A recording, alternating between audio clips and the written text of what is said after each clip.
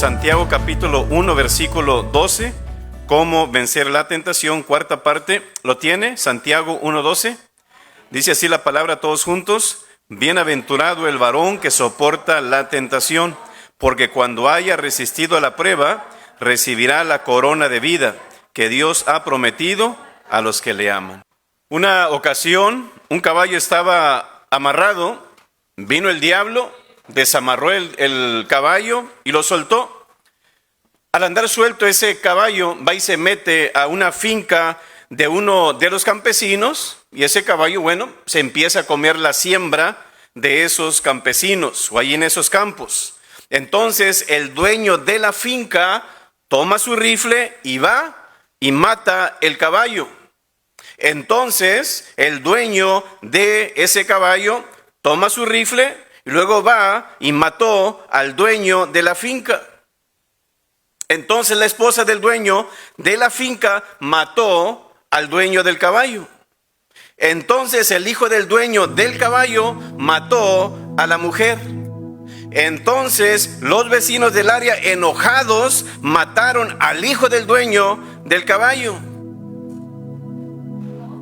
Al ver todo lo que estaba pasando, uno de ellos hace un clic, como se pone a recapacitar y, oye, ¿qué estamos haciendo? Vamos con el diablo y vamos a hacerle una pregunta. Van con él y le hacen la pregunta: oye, ¿ves todo lo que ha sucedido? ¿Por qué lo hiciste? Y el diablo responde: yo solo solté el caballo. ¿Culpamos al caballo? ¿Culpamos al dueño de la finca o culpamos al diablo? ¿A quién culpamos aquí? El diablo puede preparar momentos, puede preparar ocasiones de delito.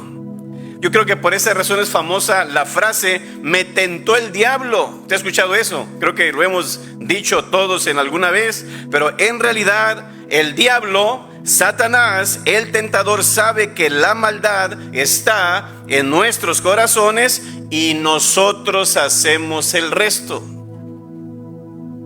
¿Sí o no? Dice Santiago 1:14, sino que cada uno es tentado cuando de su propia concupiscencia. Satanás no es parte de usted, no es parte de su mente ni de su corazón. No viene y le pone una pistola en la cabeza: tienes que hacerlo, si no, ya sabes dónde vives, ya sé dónde está tu familia. Nada de eso, sino que cada uno es tentado cuando de su propia concupiscencia es atraído y seducido.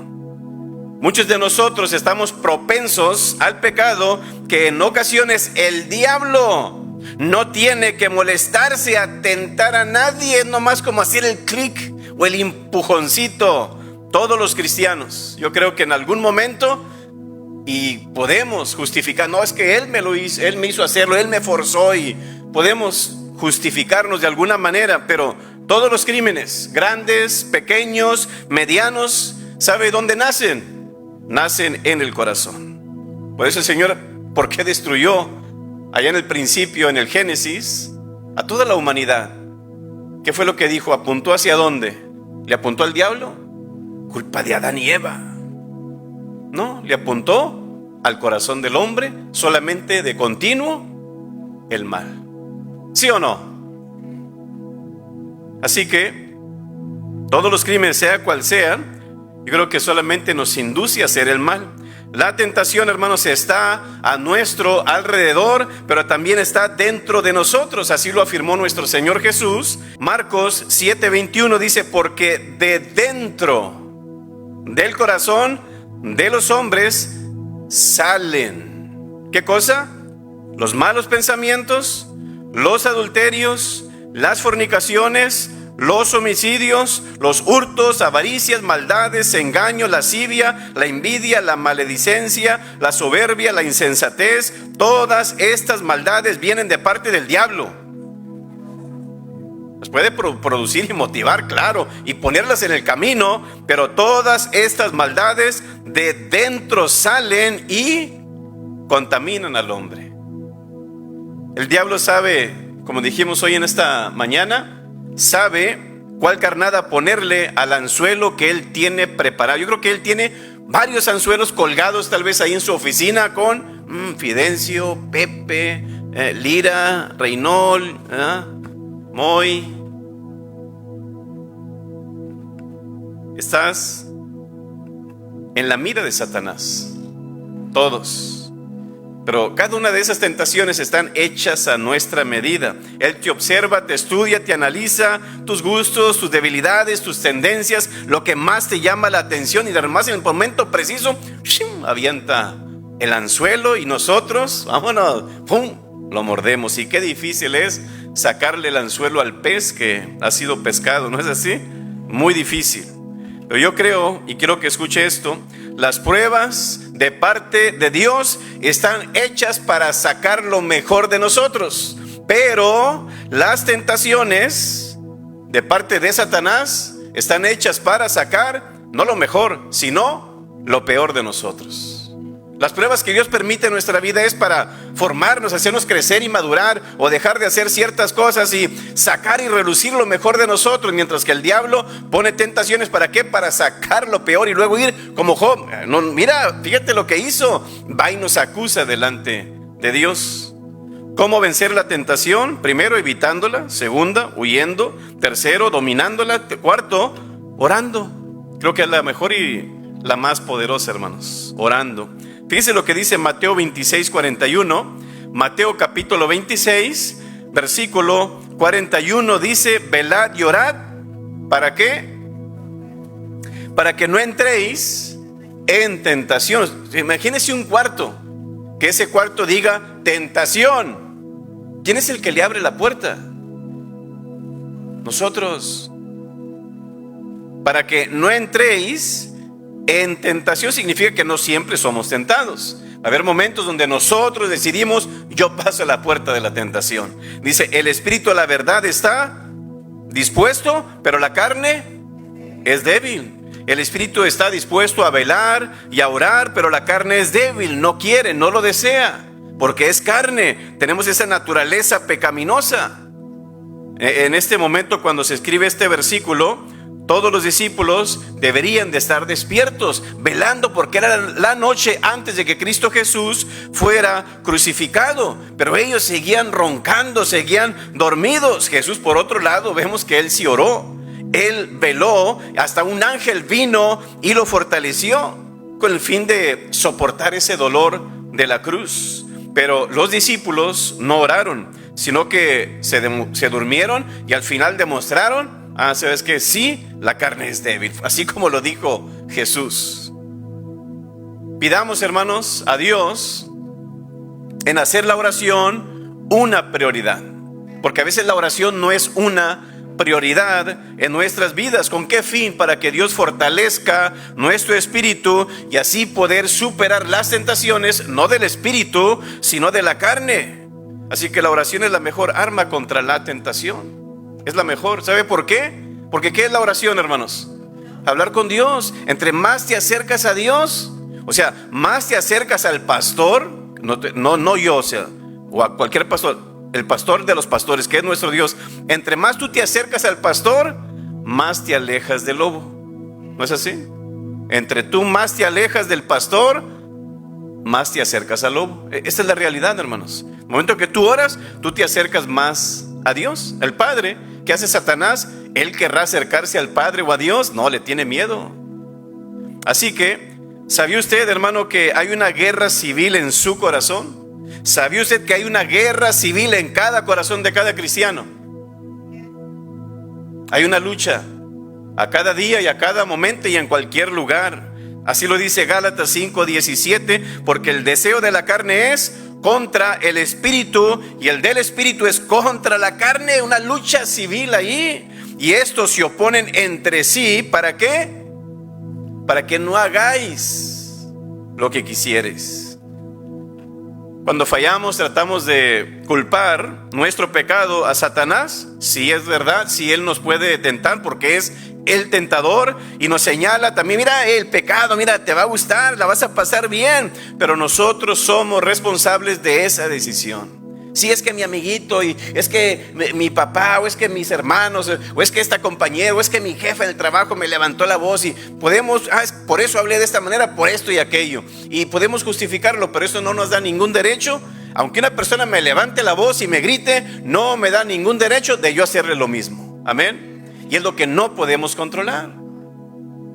Y en la oración modelo hay una frase muy importante de parte de nuestro Señor Jesús. Mateo 6:13 dice: y no nos metas en tentación, mas líbranos del mal, porque tuyo es el reino y el poder y la gloria por todos los siglos. Amén. Recuerde esa frase: y no nos metas en tentación. Porque es que nosotros como cristianos debemos de orar y pedirle a Dios que no nos meta en tentación. Primero, hermanos, porque como cristianos no podemos vivir y practicar el pecado regularmente. Por eso, Señor, no nos metas en tentación, porque sabemos que no te agrada, sabemos que eso va en contra de tu voluntad. ¿No es así? Por esa razón el Señor, mira, no nos metas en tentación. J.C. Ryle dijo: la oración y el pecado no pueden vivir en el mismo corazón. O la oración consumirá al pecado, o el pecado ahogará la oración.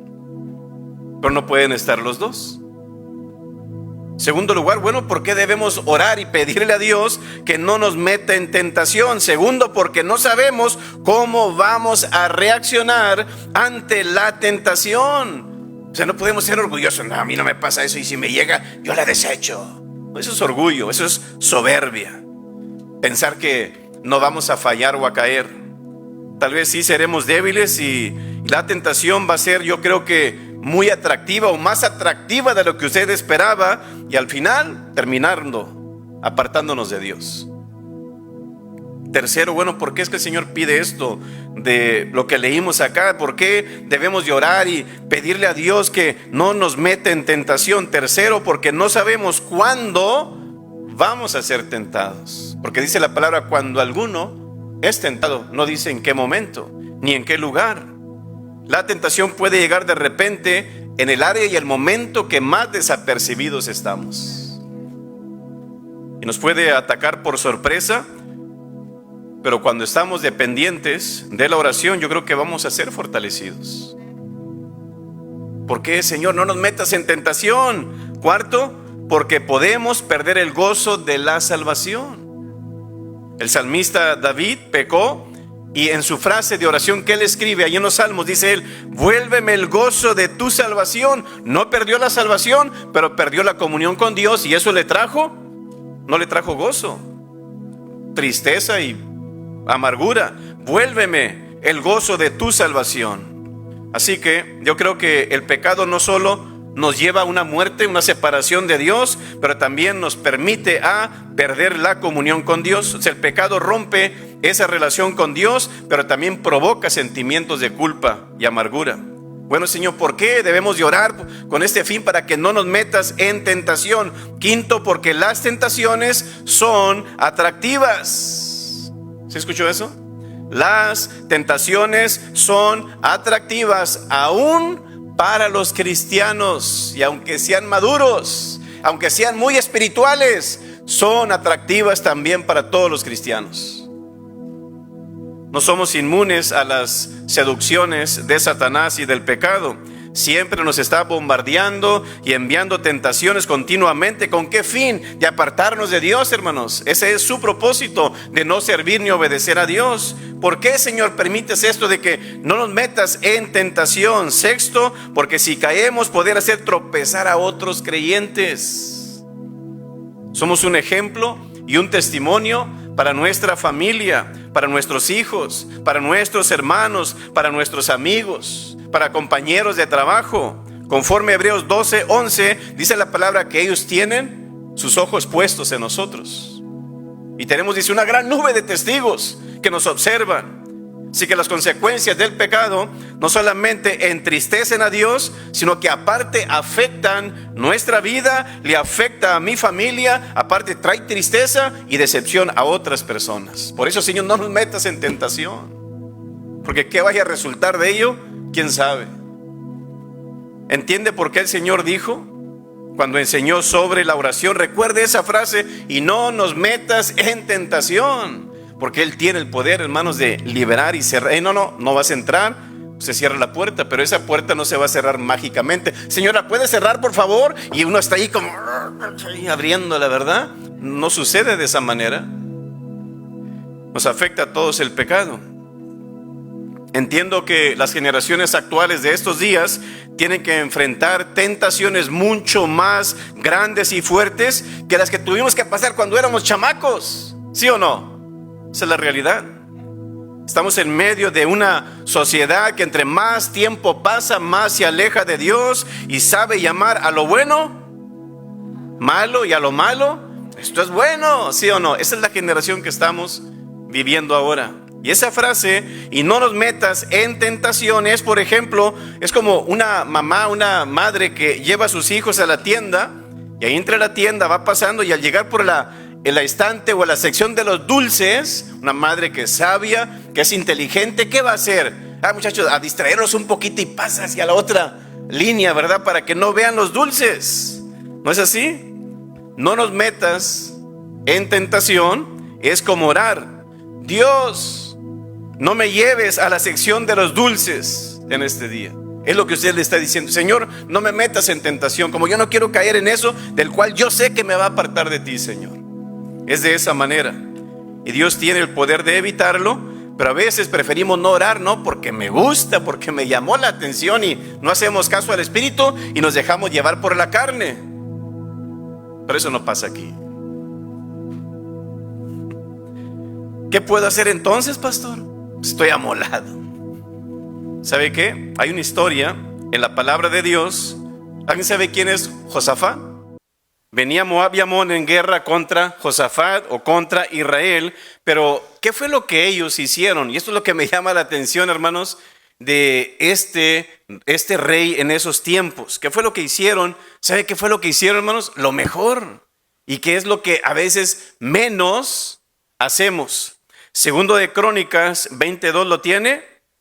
Dice, y acudieron algunos y dieron aviso a Josafat diciendo, contra ti viene una gran multitud del otro lado del mar y de Siria. Fíjese nomás, ya hasta ese tiempo ya estaba Siria en contra de Israel. Y aquí están en Hasezón Tamar, que es en Gadi, versículo 3. Entonces él tuvo temor. Dice, no, yo no tengo temor, yo soy bien valiente. Somos humanos, hermanos. No pasa nada. No, sí pasa algo. Entonces, él tuvo temor. Y Josafat, fíjese nomás la primera característica, hermanos. ¿Qué hizo? Humilló su rostro. ¿Para qué? Déjame hablarle al pastor. Déjame hablarle a mis papás. ¿Está bien eso? Primero, hermanos, ¿quién tiene que ser? Dios. Dice que él humilló su rostro para consultar a Jehová e hizo pregonar ayuno a todo Judá. O sea, oró y ayunó. Cuarto, y se reunieron los de Judá para pedir socorro a Jehová. Y también de todas las ciudades de Judá vinieron a pedir ayuda a Jehová. ¿Qué hicieron? Oraron, hermanos. Fíjense el versículo 5. Entonces Josafat se puso en pie en la asamblea de Judá y de Jerusalén, en la casa de Jehová, delante del atrio nuevo, y dijo, Jehová, Dios de nuestros padres, esa es su oración, ¿no eres tú Dios en los cielos? Y tienes dominio sobre todos los reinos de las naciones. ¿No están en tu mano tal fuerza y poder que no hay quien te resista? Dios nuestro, ¿no echaste tú los moradores de esta tierra delante de tu pueblo Israel? Y la diste a la descendencia de Abraham tu amigo para siempre. Y ellos han habitado en ella y te han edificado en ella santuario a tu nombre, diciendo, si mal viniere sobre nosotros, o espada de castigo, o pestilencia, o hambre, nos presentaremos delante de esta casa y delante de ti, porque tu nombre está en esta casa, y a causa de nuestras tribulaciones, ahí incluya tentaciones también, ¿qué dice?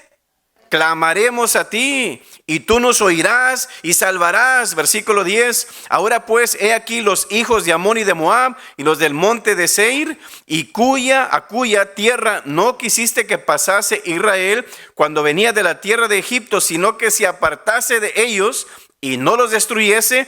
He aquí ellos nos dan el pago viniendo a arrojarnos de la heredad que tú nos diste en posesión. Ahora, fíjense, hermanos, las características de esta oración. Ya vimos la actitud de él. En su vida se humilló, ¿no es así? Clamó a Dios, pidió socorro a Dios. Pero fíjense las características de esta oración. Fíjense, Josafat resalta 3 cosas. Primero, ¿qué es lo que hace, hermanos? Acude a Dios. Ve el versículo 12. Oh Dios nuestro. ¿Está con qué, hermanos? ¿Está con un punto o está con una exclamación? Con una exclamación, es casi como si él levantara la voz tan fuerte, casi gritando: oh Dios nuestro, ¿no los juzgarás tú? Fíjese lo segundo, hermanos. Reconoció su debilidad, porque en nosotros no hay fuerza contra tan grande multitud que viene contra nosotros. Vea la otra característica. Tercero, reconoció su falta de sabiduría. Dice: no sabemos qué hacer. Imagínense, reconoció que Dios tiene el control para poder salvarnos. Y dice: y a ti volvemos nuestros ojos. O sea, cuando Josafat se encuentra con un enemigo demasiado grande como para manejarlo él solo, ¿qué hizo, hermanos? Hizo oración, hizo 3 cosas conforme a este versículo. En nosotros no hay fuerza. Él sabía que en su propia fuerza no podía ganarle a su enemigo, como no podemos ganarle a veces a la tentación. Segundo, no sabemos qué hacer. Era lo bastante humilde para reconocer a Dios, reconocer su debilidad y buscar ayuda en Dios. Y tercero, a ti volvemos nuestros ojos. Que si esto nos vino es porque nos hemos alejado de ti, Señor. Hemos alejado nuestra mirada de ti. De seguro que eso está pasando para que nos volvamos a ti, reconozcamos: hey, te estás alejando. Y a veces las pruebas, las luchas vienen como: hey, enfócate. ¿Me entiende? Porque ¿por qué, Dios, permitiste esto? No, debemos decir: perdóname, Señor, me he alejado de ti. Es lo que Él está diciendo aquí. A ti volvemos nuestros ojos. Sabía con quién acudir. Él sabía dónde estaba el secreto de su victoria. Ve el versículo 18. Entonces Josafat se inclinó. ¿Qué hizo, hermanos? Rostro a tierra, y asimismo todo Judá y los moradores de Jerusalén se postraron delante de Jehová. ¿Y qué hicieron?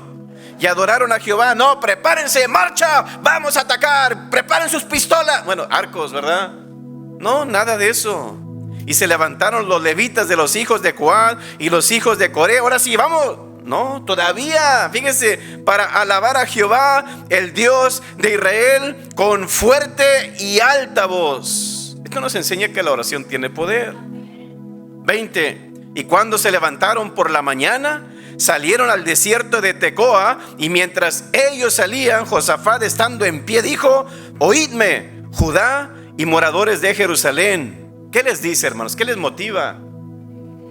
Creed en Jehová vuestro Dios. ¿Qué eran las circunstancias? Estamos perdidos. No, dice: creed en Jehová vuestro Dios. ¿Y qué es el resultado? Y estaréis seguros. Creed a sus profetas y seréis prosperados. Y ha habido consejo con el pueblo. Puso algunos que todavía cantasen y alabasen a Jehová, vestidos de ornamentos sagrados, mientras salía la gente armada, y que dijesen: glorificad a Jehová, porque su misericordia es para siempre. Y cuando comenzaron a entonar, quién sabe si serían do, re, mi, fa, sol, la, si, quién sabe, dice, cantos de alabanza, Jehová puso contra los hijos de Amón, de Moab y del monte de Seir las emboscadas de ellos mismos que venían contra Judá, y se mataron los unos a los otros, porque los hijos de Amón y Moab se levantaron contra los del monte de Seir para matarlos y destruirlos. Y cuando hubieron acabado con los del monte de Seir, cada cual ayudó a la destrucción de su compañero. Y luego que vino Judá a la torre del desierto, miraron hacia la multitud, y aquí yacían ellos en tierra muertos, pues ninguno había escapado. Miren nomás. ¿Quién hizo todo esto, hermanos? Dios. Hay personas que he escuchado que dicen, no sé qué pasó, pastor, pero Dios lo hizo. Esto es lo mismo, hermanos. Es el poder de la oración. Las tentaciones y las victorias, como vemos aquí con Josafat, se ganan de rodillas. Y es lo que a veces queremos menos hacer. Suponga que usted fuera a una tienda a comprar algo por $9.50. Usted le entrega a la cajera $20. Órale, aquí están los $20. Y ella lo mete a la caja y ella le da feria. Pero hace un error la muchacha, que en vez de darle de vuelta 10.50, ella le da a usted 90.50. ¿Qué haría usted? Diga la verdad. Bendición de Dios, pastor, ¿verdad? Se equivocó la muchacha, es culpa de ella. Yo no tengo la culpa. Es bendición, gracias, Señor. ¿Cómo sabía si era para el bill que me faltaba? ¿Es lo correcto eso, hermanos? ¿Qué hace un cristiano en un caso así, hermanos? Usted recuerda la regla de oro, ¿verdad? Cuando una persona como Josafat empieza a orar a Dios, ¿sabe qué es lo interesante de la oración? Pues sí, pastor, pues suple necesidades, ¿verdad? Dependemos de Dios y podemos mencionar un montón de cosas. Pero ¿sabe qué es lo bonito de lo que hace la oración, hermanos? La gracia de Dios en nuestras vidas provoca que nosotros seamos personas honestas, justas y correctas. El momento que tú más te acercas a Dios, más te vas a parecer a Dios y vas a pensar como Dios. Porque dice la palabra que aquella persona que recibe a Cristo tiene la mente de Cristo. ¿Sí o no? Esa es la realidad, hermanos. Y vemos en un caso así, bueno, ¿qué es lo que un cristiano debe de hacer? Nadie me está mirando para observar si hago malo o bueno. Pero ¿sabe qué? La regla de oro es una respuesta. Dice Lucas 6:31, y como queréis que hagan los hombres con vosotros, así también haced vosotros con ellos. ¿Qué tal si hubiera sido tu hija la cajera y al final el dueño dice, no, pues, tú lo diste, tú lo perdiste, de tu cheque te lo vamos a descontar? ¿Sería justo para su hija? No, pues qué bueno que esa persona devolvió ese dinero, porque era cristiano, era de pie y vi la joya, ¿eh? Esperamos que sí, ¿no? Si usted fuera la persona detrás de la caja registradora, ¿qué quisiera usted ahí en ese punto? ¿Qué haría usted? A mí me gustaría que la persona me regrese ese dinero, porque me he equivocado, distraída. A lo mejor la persona tiene un problema en su casa.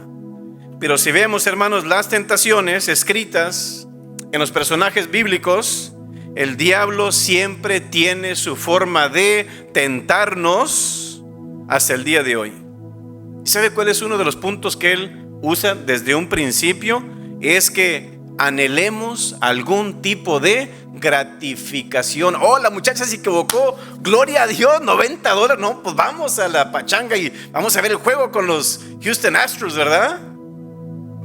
Gloria. O los Dallas Cowboys. Pero es lo que quiere Satanás, hermanos. Algún tipo de gratificación física hasta el punto de obsesionarnos con ello y desearlo hasta el punto de poder tenerlo, lograrlo. Puede ser drogas, puede ser sexo, puede ser alcohol, dinero, comida, sea lo que sea.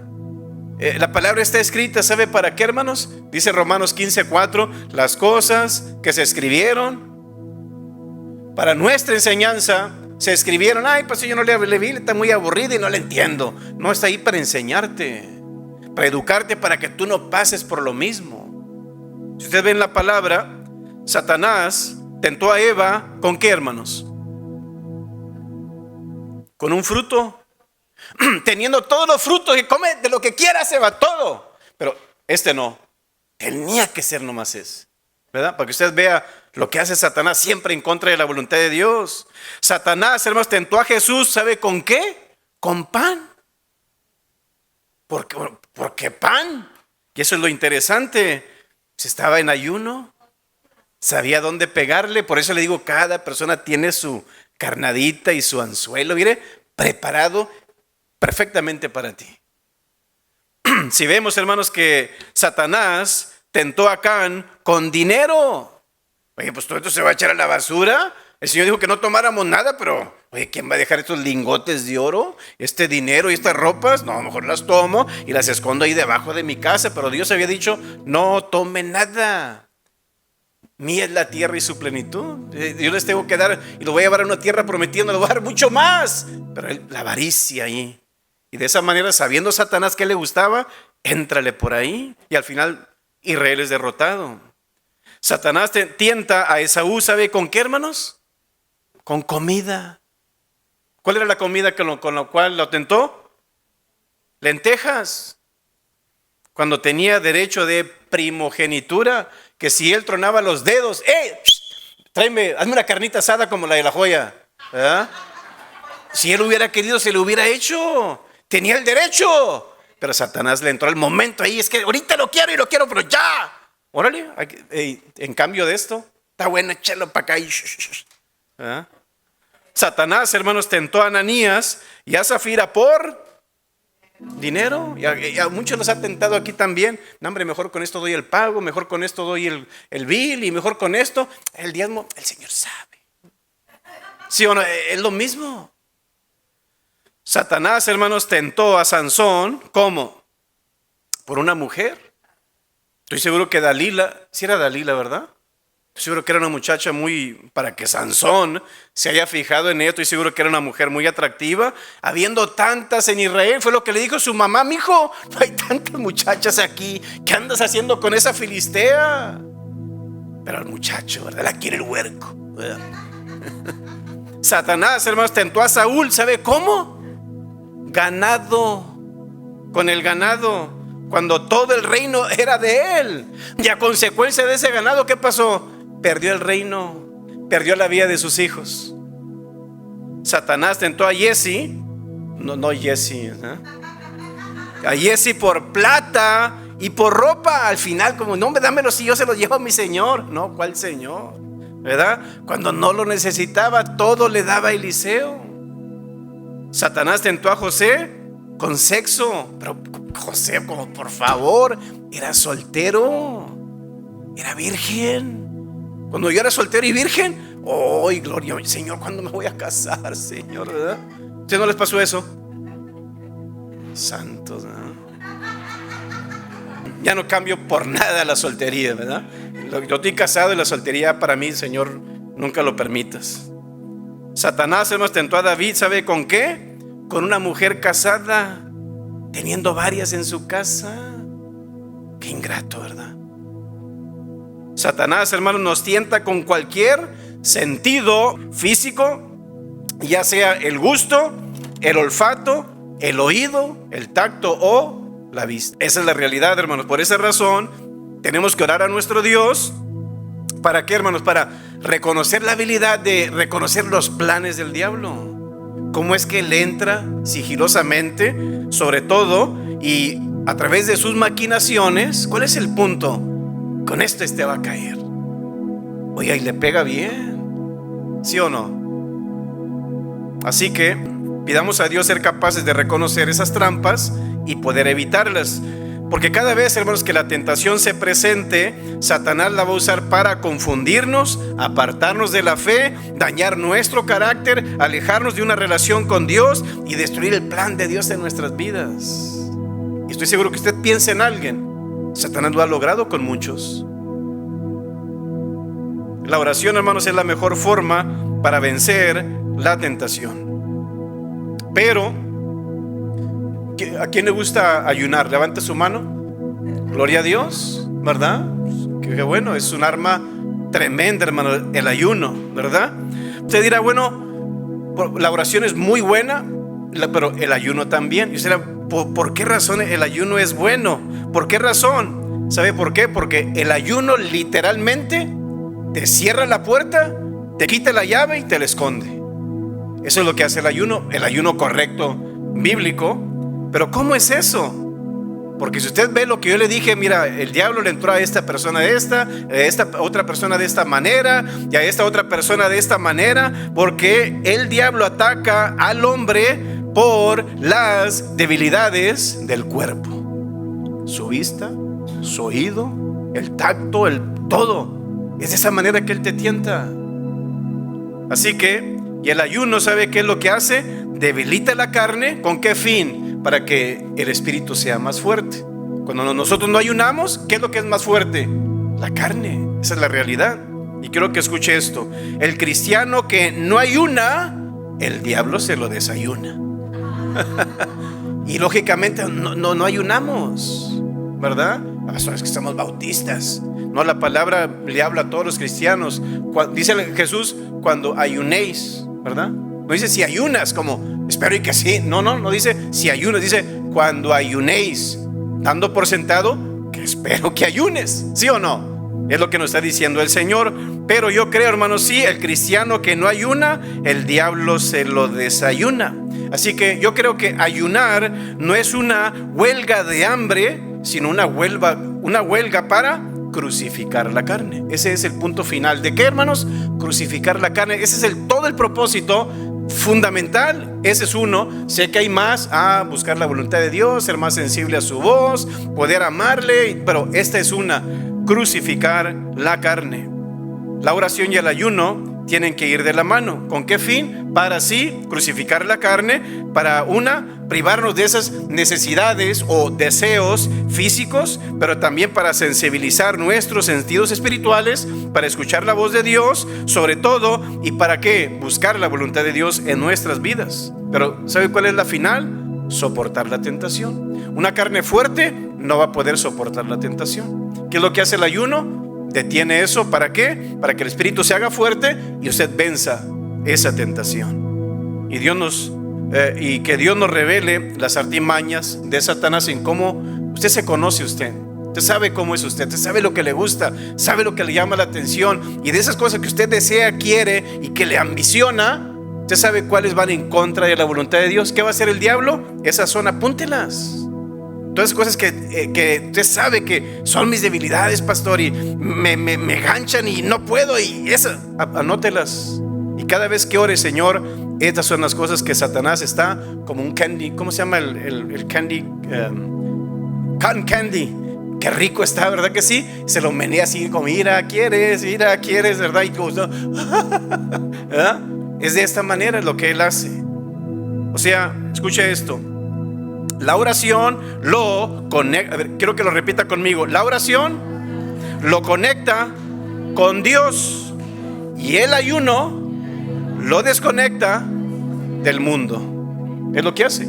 Empieza a ser más sensible a Dios y menos sensible al mundo. Así que si Jesús no hubiera ayunado, creo que a lo mejor no hubiera soportado las tentaciones que Satanás le hizo. Pero fíjese lo que dice Primera de Pedro 5:8. Primera de Pedro 5:8 dice: sed sobrios y velad, porque vuestro adversario, el diablo, como león rugiente, anda alrededor buscando a quien devorar. La palabra traducida velar significa tener la vigilancia, o tener la vigilancia de un guardián de noche. Es lo que está diciendo. La mejor arma va a ser la oración en contra de la tentación. Realmente, cuanto tú más te acercas a Dios, más estás de su lado. ¿Qué va a hacer el diablo, hermanos? Más te va a tentar. ¿Por qué? Él no quiere que el ser humano tenga una relación personal con Dios. No quiere que tengas una cercanía con Dios. Cuando tú llegaste a ser cristiano, el diablo, como un mafioso, anda sobre tu cabeza. Está enojado porque te perdió, en un sentido, y está como un asesino contratado a sueldo para tengo que darle piso a ¿verdad? Y busca la manera de que se aparte de Dios. Usted ha notado que es más fácil que un cristiano a veces nuevo convertido se aparte de Dios que uno más viejito, a veces. ¿Por qué? Porque ese momento donde él sabe que es nuevo y no conoce mucho, es más fácil apartarlo de Dios. Ahora eres su enemigo y él está tramando tu caída de alguna u otra manera, pero no desmayes. Tenemos la oración, hermanos, tenemos el ayuno, que podemos vencer esas tentaciones. Una ocasión un joven cristiano estaba tomando un examen en la escuela, pero en ese examen era de ortografía, y este joven casi no sabía de ortografía, no le entendía, Pero mientras él estaba tomando el examen, enseguida vio una jovencita que era amiga de él, se llamaba Mabel, que se sentaba allá a su lado, una jovencita muy inteligente, muy sabia, conocía hasta dónde iba el acento, dónde se terminaba la oración, los párrafos, toda. Pero el día de la prueba, Joe se encontró en este problema y varias palabras como no sé deletrearlas, no sé dónde va el coma, dónde va el acento, y le viene al pensamiento, voltea, mira la hoja de Mabel, ella siempre lo hace bien, ella saca puros cienes, y estaba luchando ahí Joe con esta tentación, ¿debo de ver o no debo de ver? Y al final, sí, Joe cedió a la tentación y empieza a observar el papel de su amiga Mabel, y empieza a observar, y él empieza a escribir y a copiar lo que estaba en la hoja de Mabel. Pero él no se dio cuenta que la maestra lo estaba observando y viendo lo que él estaba haciendo y se estaba copiando. Y al observarlo, decidió, ¿sabes qué? Al final voy a hablar con Joe, porque me ha decepcionado, porque ella tiene un alto concepto de este jovencito, porque era muy buen muchacho y muy honrado.